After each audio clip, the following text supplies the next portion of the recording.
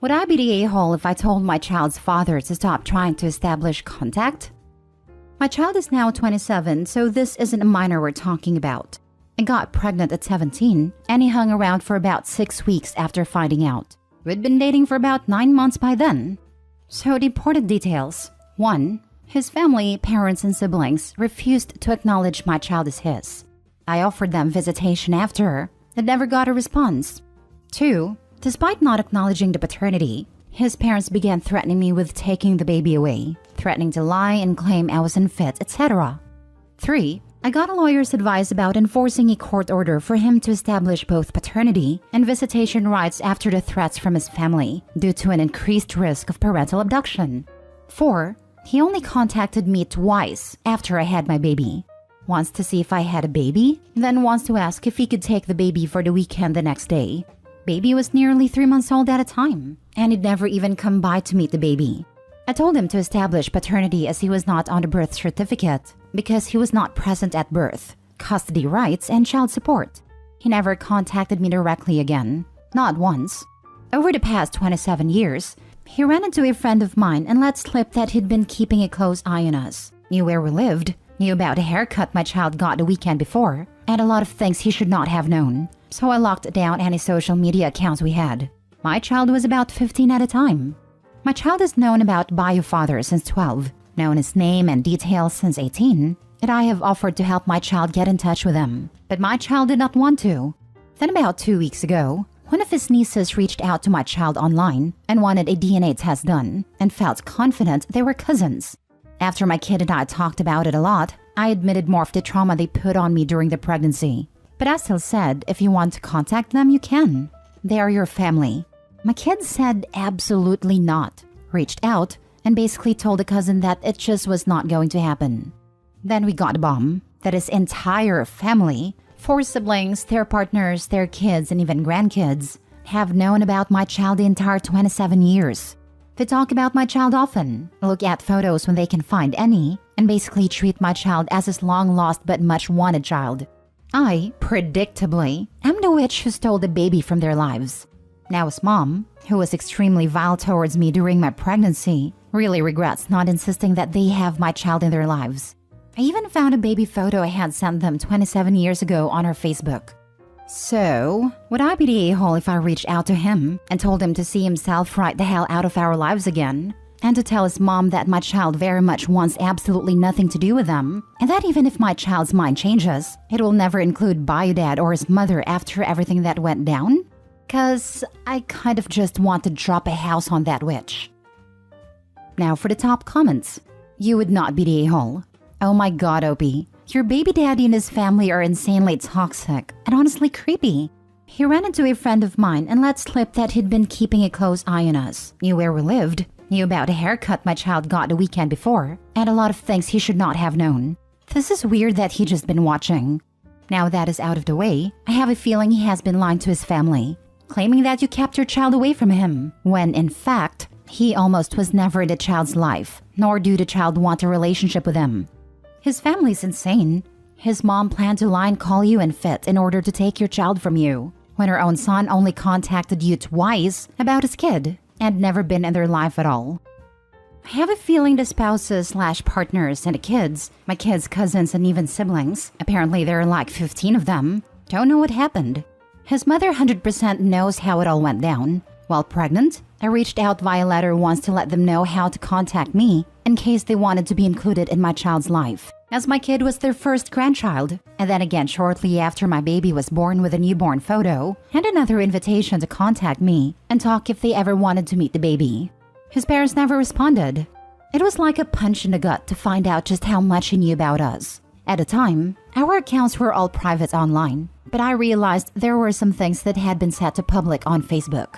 That said, a lot of the things he mentioned were not even posted online, where all of my kids went to school, for instance. We took steps to make sure our lives were even more private after that. For a long time, it felt like we were being watched anywhere we went. Not the a-hole. I wouldn't say you'd be an a-hole. However, I'd say since your child is 27, it's not your place to say anything anymore. Your child is legal adult and has been for nearly a decade. If your son randomly changes his mind one day to get to know the people, You don't have any say in that. Nor should you. You also should not be speaking on your son's behalf. Oh, my kid did reach out to the cousin and said basically that they wanted nothing to do with the family that put their mom through so much trauma.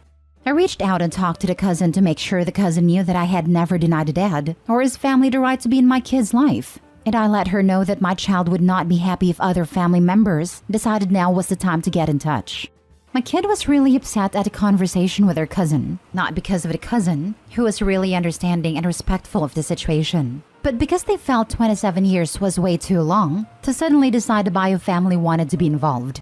My kid handled it well, but I wanted to just reinforce that bio dad and his mother should not take my kid's response as an invitation to suddenly reach out.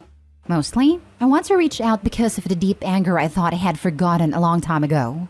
I'm so angry at the number of memories I had forgotten, at a little ways they inflicted trauma on me that I had not thought about in probably 20 years.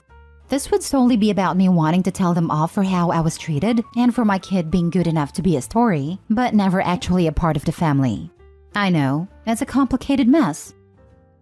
Next story. Am I the a-hole for telling my former stepmother to go F herself? Last week, I was back in my hometown helping a friend take his truck to the dealership. While it was in a shop, we went and got lunch at a pretty popular spot, and we got sat next to my former stepmother and former stepbrother. My ex-stepbro and I don't talk, but he's close with my younger sibling, because for about 8 years they lived together. I was older and really never had a connection with him. But it was me who caught my dad cheating on my mother with my now ex-stepmom when I was 12. A year later, he left us for her, moved a block away into her house. Things sucked for a while. Life was a big slap in the face for a while, and I worked through high school and college to support my mom and brother, because my dad didn't think it was his problem anymore, and my former stepmother encouraged that. Later, my ex-stepmom cheated on my dad and left him. All good in my opinion, as that relationship needed to end. Anyway, she interrupted our meal and asked me how I was. And I looked her in the eye and asked her what the heck she thought she was doing. She said, just saying hi. I looked at her and then my former stepbro and said, hey stepbro, always a pleasure to see you, my friend, as he's a bystander. Shook his hand and ignored them. She tapped my arm and said, what am I, invisible? And I lost it, to be honest.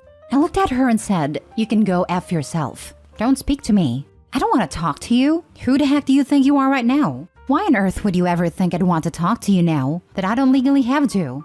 She said she was just being polite, and I asked her if she was still messing around with married guys. My friend asked for the check and we left. He was cool about it as he remembers what my home life was like. But my brother thinks I was too harsh, and my dad thinks I created drama from nothing.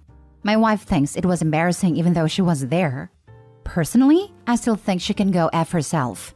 My friend also thought it was extreme even though he was understanding.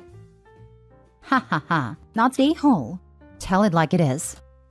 That's how I feel, but after talking to my wife, I really think I should have just been polite and left instead of being explosive. Some people just need those explosives though. Thumbs up. Your wife should understand why and how that reaction is not embarrassing. So we've talked about it a lot since I posted. I think she started to realize, reading some of these responses, that she didn't truly understand how crappy my childhood was. She's come around and now thinks that even though it wasn't ideal, it was more of an expression of a really deep pain that never completely healed, and not some enhanced anger. I think, yes, I sort of gave into some emotions I wasn't really prepared to feel, but I also think healing-wise I'm okay.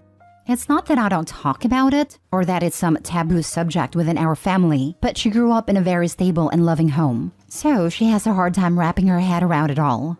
Sometimes she underestimates the damage, other times she overestimates it. Little of both this time. So are you in contact with your dad then? He's the one who tore up your family. Don't get me wrong, I think that she's trash too. His dad wasn't present at the time. Ex-stepmother was. Nothing in the post implies that Opie gives dad a free pass. He screwed them over financially, and stepmother encouraged it. In his comment, Opie mentioned that his dad said that he created unnecessary drama. I asked Opie about his relationship with dad, though when that ex-mom knew that she was being ignored, she should have left Opie alone. But she chose to actually tap Opie. She needed to be snapped on. Opie stepped up when his low-life dad stepped down. Next story. Am I the a-hole for trying to dictate who my fiancé will walk with as a groomsman on his best friend's wedding? My fiancé Paul has a best friend, Jack. Jack has been with his fiancée Natalie for 7 years, while Paul and I have been together for 6. Natalie always had a weird obsession of hooking up Paul and her sister Mary and setting them up as a couple. Paul was never interested in Mary, but Natalie and Mary always tried to grab his attention. After Paul and I got together, Natalie would always try to exclude me from every single group gathering and would even try to set up double dates between her, Jack, Paul, and Mary. Paul wouldn't have it and set boundaries early on, but neither Mary nor Natalie respected them and kept crossing boundaries.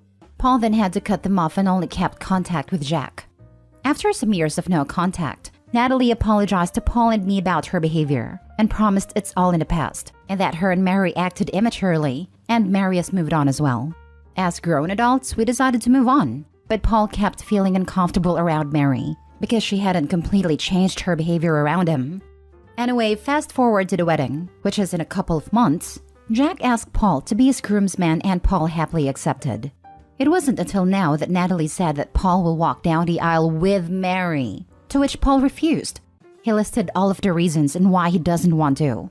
I was also against it because Mary has indeed not changed, and neither I nor Paul are comfortable with that setting. After some back and forth, Natalie called me and begged me to convince Paul and said, "Please don't act insecure about this. You know how important a wedding is to a bride. Don't ruin this for me." To which I replied that I understand the importance of her wedding, but mine and Paul's discomfort is more important to us than her wedding. I said you could literally pick any other girl to Paul to walk with, yet you picked Mary. How convenient. After some continuous back and forth, Natalie and Jack tried to convince Paul to accept Mary in this occasion, to which he said no, and if it's such a deal breaker then he's stepping down as a groomsman. Anyway, now Natalie and her family are accusing me and Paul for trying to dictate what they will do at their wedding and say we are the ones who are overstepping. Now for the top comments. Not the a-hole. The important part here is Paul's discomfort. This isn't just you dictating. Jack isn't being a good friend for insisting on this if it's making Paul uncomfortable. We said he's a groomsman, not the best man. That's the only scenario I could see where they want the maid of honor and best man to walk together for the flow, but it's not the case here. If it's going to ruin the wedding, Natalie needs to take a long hard look at herself and why this is such a hill to die on for her. The lack of self-awareness on the bride's part shows a high level of egocentrism. She knows exactly what she's doing, not the a-hole. Maybe it's time to go no contact if they haven't changed. Why can't he walk with any other bridesmaid? That's what both Paul and I said. Why can't it be any other bridesmaid? We got no clear answer to that, besides the fact that it's the bride's vision to be that way. Lol, let's be honest. We know why it's the vision. Of course we do, but they wouldn't say that out loud. And they're still trying to hook those two up. If someone cannot respect my relationship, then I don't have a place for them in my life. I'm glad your boyfriend understood how messed up all this is. He needs to have a final talk with his friend. Flat out say if this is the hill he wants to die on, then their friendship is done. Explain how inconsiderate this is. Reverse it to the groom. How would he feel if someone was ignoring his relationship and trying to hook up his partner with someone else? This is friendship ending material right here, not the a-hole. Last story. Am I the a-hole for refusing to bring my girlfriend's son along with me to my guy's night? I, 43 male, have been involved with my 42 female girlfriend for about a year and change. She has 3 kids, 20 female, 19 female, and 17 male. Her ex-husband abandoned the family almost immediately after the youngest was born. I like and get along with all 3 of her kids really well, but her son, who we'll call Jake, and I have especially formed a good connection. I've taken him out with me off-roading, fishing, and golfing. So, recently my girlfriend asked me what I was doing Saturday night, wanting to do something with me. I told her, sorry, but Saturday night is guys' night. I'm going to my friend's house with most of my other buddies and coworkers for poker night.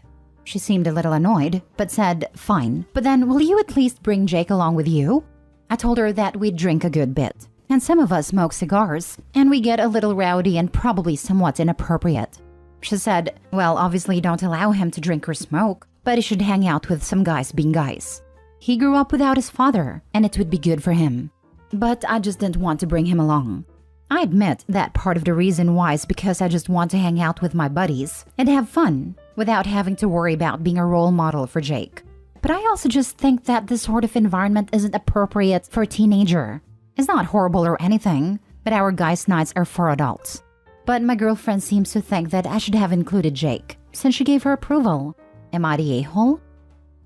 Not the a-hole. If Jake was grown, like 25 plus and wanted to go, it might be a little different to bring him along because he'd be able to drink, smoke, and probably even be able to hold his own and the crap talking that takes place on guys' nights.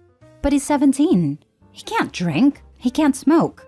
And I'll be honest, I imagine it'd be uncomfortable for everybody involved to have a kid at a guy's night, unless he's used to hanging out with older guys and already has a feel for the kind of things that can and cannot be said when crap talking.